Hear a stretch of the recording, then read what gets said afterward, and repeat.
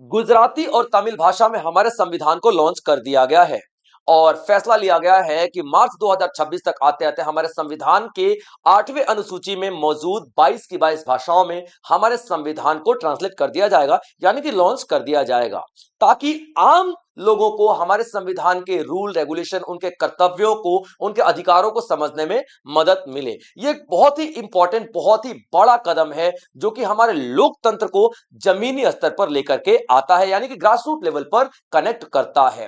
तो दोस्तों, हमारा आज का टॉपिक भी यही है कि हमारे संविधान को ट्रांसलेट किया गया है, लॉन्च किया गया है गुजराती और तमिल भाषा में। तो एक एक पॉइंट पे बात करेंगे, एक एक पॉइंट पे डिटेल डिस्कशन करेंगे, तो आप लोग लेक्चर में अंत तक बने रहेंगे दोस्तों। तो जैसे ये मीडिया में खबर आई है, आपको पता है कि स्टूडेंट्स इस तरीके के टॉपिक्स को देख करके फटाफट फटाफट फटाफट नोट्स बनाने लग जाते हैं और सवाल पे सवाल, सवाल पे सवाल। ये मैं ऑफलाइन क्लास भी ले रहा था, तो ऐसे सवाल बहुत सारे पूछे जाते हैं। वो सारे के सारे सवालों को माइंड में रख करके इस तरीके से आपके लिए पूरा मैं इंफॉर्मेशन लेकर के आया हूं। तो चलिए देखते हैं। तो अभी ये जो हमारा संविधान गुजराती और तमिल में लॉन्च किया गया है, ये कहां पे लॉन्च किया गया है? तो उपराष्ट्रपति भवन में लॉन्च किया गया है। ठीक है बच्चों, उपराष्ट्रपति भवन में लॉन्च किया गया है। अब उपराष्ट्रपति भवन में कौन रहता है? तो हमारे उपराष्ट्रपति रहते हैं। तो जाहिर सी बात है, सीपी राधा कृष्णन। ठीक है बच्चों, सीपी राधा कृष्णन, आप ये तस्वीर देख ही रहे हो। तो सीपी राधा कृष्णन जी ने लॉन्च किया है गुजराती और तमिल में हमारे संविधान को। ठीक है बच्चों, याद रखेगा। और किस दिन लॉन्च किया गया है? तो 21 फरवरी 2026 को लॉन्च किया गया है, क्योंकि 21 फरवरी 2026 को हम लोग क्या मनाते हैं? इंटरनेशनल मदर टंग डे मनाते हैं। इंटरनेशनल मदर टंग डे के रूप में हम लोग ये सेलिब्रेट करते हैं। क्लियर पॉइंट बच्चों, याद रखेगा। तो ये न्यूज बहुत ज्यादा इंपॉर्टेंट है, लेकिन अब इसकी गहराई, इसकी जो पूरा डिटेल है वो हम लोग देख लेते हैं। ठीक है बच्चों, याद रखना। तो यही मैंने थोड़ी देर पहले आपको क्या बताया था कि 2026 का जो मार्च आएगा, 2026 का जो मार्च आएगा दोस्तों, तो मार्च 2026 तक 22 की 22 जितनी भी भाषाएं हैं हमारे संविधान में, उन सारी भाषाओं में ट्रांसलेट कर दिया जाएगा, संविधान को लॉन्च कर दिया जाएगा, ताकि आम इंसान समझ सके उस भाषा को, उस अपनी भाषा में संविधान को। देखिए बच्चों, जब हमारा संविधान लिखा गया था ना, तो केवल हिंदी में लिखा गया था और इंग्लिश में लिखा गया था। हिंदी में और इंग्लिश में लिखा गया था हमारा संविधान, याद रखना। तो ये दोनों ही भाषाएं भारत के हर एक क्षेत्र में थोड़ी चलती हैं, है ना? तो भारत के हर एक क्षेत्र में हर एक नागरिक हमारे संविधान को समझ पाए, इसीलिए कदम उठाया जा रहा है। अब देखिए, संविधान किसके लिए होता है? आम इंसान के लिए ही तो होता है, देश के लिए ही तो होता है। और देश किसका है? आम इंसानों का है। तो जाहिर सी बात है, अगर आम इंसान ही हमारे संविधान को नहीं समझ पाएगा, आम इंसान ही अपने अधिकार को नहीं समझ पाएगा, अगर आम इंसान ही अपने कर्तव्यों को नहीं समझ पाएगा, तो जाहिर सी बात है, क्या फायदा है ऐसे संविधान का? तो इसलिए हमारे संविधान को हर एक भाषा में लॉन्च किया जा रहा है। हर एक नहीं, 22 भाषाओं में लॉन्च किया जा रहा है, ताकि लोकल लैंग्वेज में इन भाषाओं को, इन भाषाओं में संविधान को समझाया जा सके। ठीक है बच्चों, तो याद रखना। तो अभी रिसेंटली नवंबर तक हम लोग देखते हैं, तो नवंबर तक 9 भाषाओं में संविधान को लॉन्च किया जा चुका था। 9 भाषाओं में, जैसे कि आप देखोगे, मलयालम, मराठी, नेपाली, पंजाबी, बोडो, कश्मीरी, तेलुगु, उड़िया और असमी। अब ये सारे भाषा बोलने वाले लोग अपने संविधान को इजीली समझ पाएंगे। ये सारी भाषाओं की जो स्क्रिप्ट है, ठीक है, यानी कि जो स्क्रिप्ट है, यानी कि लिपि है, इन अपनी अपनी लिपि में इन सब भाषाओं में संविधान को समझा जा सकता है। उसके बाद अभी रिसेंटली दिसंबर 2025 में एक और भाषा में संविधान को लॉन्च किया गया, जो था संथाली, जो था संथाली। ठीक है बच्चों, संथाली भाषा। संथाली की अगर हम बात कर लेते हैं ना, तो संथाली एक समुदाय है जो कि आपको उड़ीसा में मिलेगा, बंगाल में मिलेगा, आपको असम में मिल जाएगा, आपको झारखंड में मिल जाएगा, आपको ये बिहार के कुछ हिस्सों में मिल जाएगा, यानी कि पूरी की पूरी बेल्ट जो उस तरफ वाली है उसमें आपको दिखाई देंगे। ठीक है, तो उस संथाली भाषा में भी हमारे संविधान को लॉन्च किया गया है। अब फरवरी 2026 में 2 और भाषाएं आपको मैंने बता दी, गुजराती और तमिल। ठीक है बच्चे, चलिए अब देख लिए गवर्नमेंट का जो इनिशिएटिव है, यानी गवर्नमेंट की जो ये पहल है, गवर्नमेंट की जो शुरुआत है, क्यों किया गया है और इसका मेन मकसद क्या है।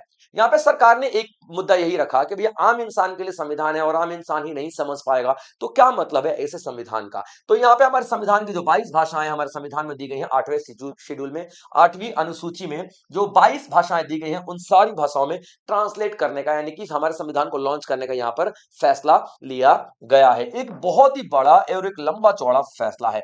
खर्चों की बात कर लेते हैं, तो देखिए, संस्कृत भाषा को जब ट्रांसलेट किया गया था, तो 2532 रुपए खर्च किए गए थे, करोड़। ठीक है, उर्दू में तो 838 करोड़, हिंदी में तो 426 करोड़, तमिल में 120 करोड़, सिंधी में 154 करोड़, ठीक है, तेलुगु में 12 करोड़ और कन्नड़ में 12 करोड़, और बाकी जितने भी लैंग्वेजेस है सभी में 15 करोड़ से नीचे का ही खर्चा आया है। देखिए, जितनी कॉम्प्लिकेटेड लैंग्वेज है उसके ट्रांसलेशन में उतना ही ज्यादा खर्चा आएगा, क्योंकि ज्यादा मेहनत लगेगी, ज्यादा लोग लगेंगे, ज्यादा बड़े बड़े एक्सपर्ट लगेंगे, और जो इजी भाषा है उसमें ज्यादा खर्चा नहीं आएगा। आएगा।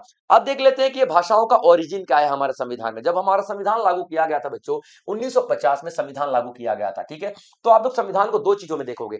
संविधान जो लिखा गया था ना, एक तो हैंड रिटन लिखा गया था, यानी कि हाथों से लिखा गया था, हस्तलिखित था, ठीक है बच्चों।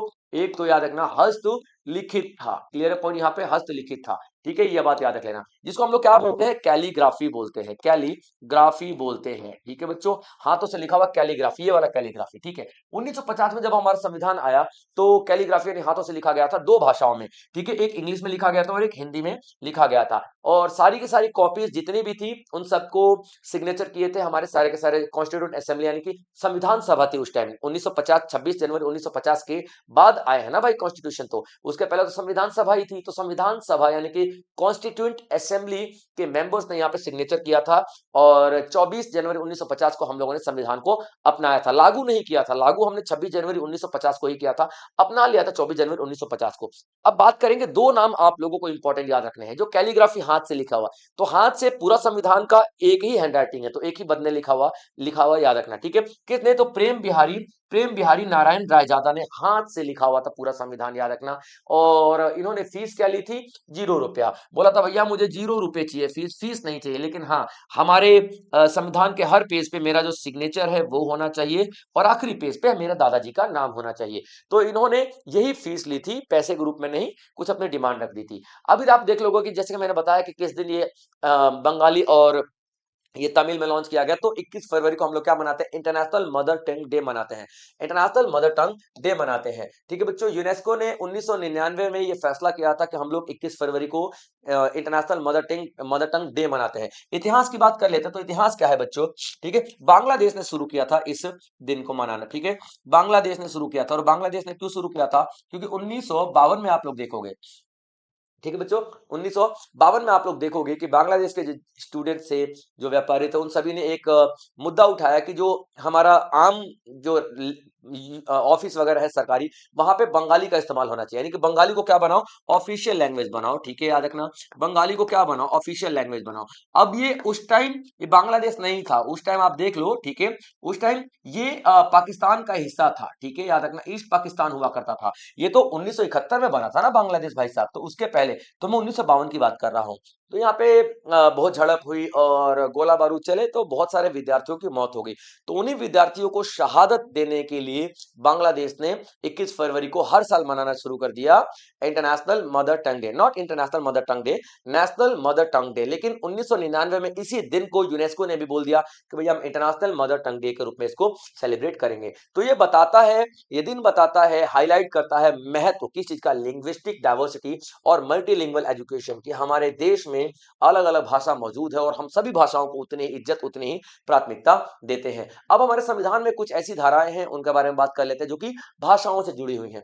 आर्टिकल 29A, आर्टिकल 29(1), ठीक है, इसमें क्या दे रखा है, protection of language, script and culture of minorities, यानी कि कोई भी अल्पसंख्यक अगर है, कोई भी अल्पसंख्यक है और वो चाहता है कि अपनी भाषा को बचा कर रखे, संरक्षित करके रखे, कंजर्व करके रखे, अपनी भाषा का, अपनी स्क्रिप्ट का संरक्षण करे, तो जाहिर सी बात है वो कर सकता है, उसको कोई भी नहीं रोकेगा, ठीक है, उसको अधिकार है इस बात का। आर्टिकल 30(1), ठीक है, आर्टिकल 30 का एक, ठीक है, सब क्लॉज 1 देख लो, सब section 1, right of minorities to establish and administer educational institute, भाषा को बढ़ाने के लिए, ठीक है, याद रखना, भाषा को बढ़ाने के लिए या उसकी तरक्की करने के लिए, भाषा को बढ़ाने के लिए कोई भी एजुकेशनल इंस्टीट्यूट खोला जा सकता है, जैसे कि स्कूल्स हो गए, ठीक है, या कोई भी इंस्टीट्यूशन खोला जा सकता है, इस बात का अधिकार आपको दिया गया है, ठीक है। आर्टिकल 350A बताता है कि instructions in mother tongue at the primary stage, यानी जो प्राथमिक लेवल पे आप देखोगे ना, जो शिक्षा है प्राथमिक स्तर पे, ठीक है, प्राथमिक जो शिक्षा है उसमें मातृभाषा का इस्तेमाल करो, ठीक है बच्चों, प्राथमिक शिक्षा है उसमें मातृभाषा का इस्तेमाल होना चाहिए। आर्टिकल 350A की बात कर रहा हूं, ठीक है। आर्टिकल 350 बताता है कि अगर किसी अल्पसंख्यक के अधिकारों का हनन किया जाता है तो उस अधिकारों को बचाने के लिए एक ऑफिसर अपॉइंट किया जाएगा, ठीक है बच्चों, याद रखना, एक स्पेशल ऑफिसर अपॉइंट किया जाएगा जो अल्पसंख्यकों के भाषाई अधिकारों को बचाने के लिए। उसके बाद राइट टू एजुकेशन एक्ट आया था 2009 में। इसका सेक्शन 29F क्या बताता है कि जो प्राइमरी शिक्षा है, वो आपका मीडियम जो होना चाहिए ना प्राइमरी शिक्षा का, ठीक है बच्चों, प्राथमिक प्राथमिक शिक्षा का जो मीडियम होना चाहिए ना, यानी कि जो माध्यम होना चाहिए ना बच्चों, वो लोकल लैंग्वेज ही होना चाहिए। क्या होना चाहिए? लोकल लैंग्वेज ही होना चाहिए। तो ये तमाम तरीके के आप लोगों को दिखाए गए हैं, ये जो इंपॉर्टेंस और ये जो हमारे जो अधिकार दिए गए हैं भाषा को लेकर के संविधान में। उसके बाद आप देखोगे कि रीजनल लैंग्वेज में जो ये संविधान को लॉन्च किया जा रहा है, उसका असर क्या पड़ेगा। तो सबसे पहले आप लोग क्या देखोगे, कॉन्स्टिट्यूशनल अवेयरनेस, यानी कि संवैधानिक जागरूकता आएगी। क्या आएगी? तो संवैधानिक, ठीक है बच्चों, संवैधानिक जागरूकता आएगी। इसका क्या मतलब होता है? अब देखिए, लोकल लैंग्वेज हो चुकी है तो सभी इसको पढ़ेंगे, जब सभी इसको पढ़ेंगे तो सभी संविधान के बारे में जानेंगे, तो जागरूकता बढ़ेगी, अपने आप ही बढ़ेगी भाई साहब। उसके बाद आप यहाँ पे देखोगे, इससे मजबूत होगा क्या? डेमोक्रेटिक एंगेजमेंट और लीगल एम्पावरमेंट। डेमोक्रेटिक एंगेजमेंट का मतलब क्या होता है भाई साहब? यहाँ पे डेमोक्रेसी यानी कि लोकतंत्र का मतलब होता है सभी मिलकर के फैसला लेंगे। तो सभी को यहाँ पे, सभी अपने अधिकारों को जानते हैं, ठीक है, सभी अपने अधिकारों को जानते हैं क्योंकि पढ़ लिख चुके हैं संविधान को अपनी भाषा में, ठीक है, सभी अपने कर्तव्यों को जानते हैं, मतलब सब इस तरीके की चीजें जानते हैं, ठीक है। तो ये डेमोक्रेटिक डिसीजन, जब भी फैसला लिया जाएगा ना, तो ये सभी मिलकर के फैसला लेंगे क्योंकि अब सबको नॉलेज है। पहले उनको संविधान के बारे में पता नहीं था, तो ना अपने कर्तव्य के बारे में पता था, ना अपने ड्यूटी के बारे में पता था, अब उन सबको पता लगेगा। अब यहाँ पे देखोगे, inclusive governance and linguistic diversity. Inclusive governance का मतलब क्या होता है? जब सभी अपने संविधान के बारे में सब कुछ जान जाएंगे, क्योंकि अब अपनी भाषा में वो पढ़ सकते हैं। गांव का एक वो इंसान जो दुकान पे बैठा हुआ, उसको समय नहीं मिल रहा पढ़ने का, वो भी संविधान को इजीली पढ़ सकता है। तो वो पढ़ेगा लिखेगा, तो अब सरकार कौन सी चुननी है, सरकार जब गांव में सरपंच लेकर के आते हैं कोई मुद्दे, तो उन पे कैसे पार्टिसिपेट करना है, कैसे रिएक्ट करना है, वो सब कुछ यहाँ पे आएगा। तो इंक्लूसिव गवर्नेंस मिलेगी आपको, यानी कि समावेशी प्रशासन आपको देखने के लिए यहाँ पे मिलेगा। उसके बाद आप देखोगे, इंडिया ने एक कमिटमेंट किया हुआ है, इंडिया ने कसम खाई है कि भैया भारत में मल्टी लैंग्वेज जो सिस्टम था वो आगे भी चलता रहेगा, यानी कि हम हर किसी की भाषा को बचाने की और सुरक्षित रखने की कोशिश करेंगे। तो भारत नो डाउट यहाँ पे सारे के सारे कार्य कर रहा है। तो दोस्तों, ये था हमारा आज का लेक्चर। आई होप आप लोगों ने एंजॉय किया होगा, और नोट्स जरूर बनाते रहिए बच्चों, क्योंकि एक एक पॉइंट, एक एक सेक्शन, एक एक आर्टिकल मैं आप लोगों के लिए इसीलिए लेकर के आता हूं। और अगर आपको लेक्चर पसंद आया है, लगा है कि हाँ वाकई में हमने कुछ बहुत बढ़िया कोशिश की है आप लोगों को बेहतर देने की, तो सेशन को शेयर जरूर कर लीजिएगा दोस्तों, क्योंकि आगे फिर इसी तरीके के बेहतरीन सेशंस में आप लोगों के लिए लेकर के आता रहूंगा। जय हिंद।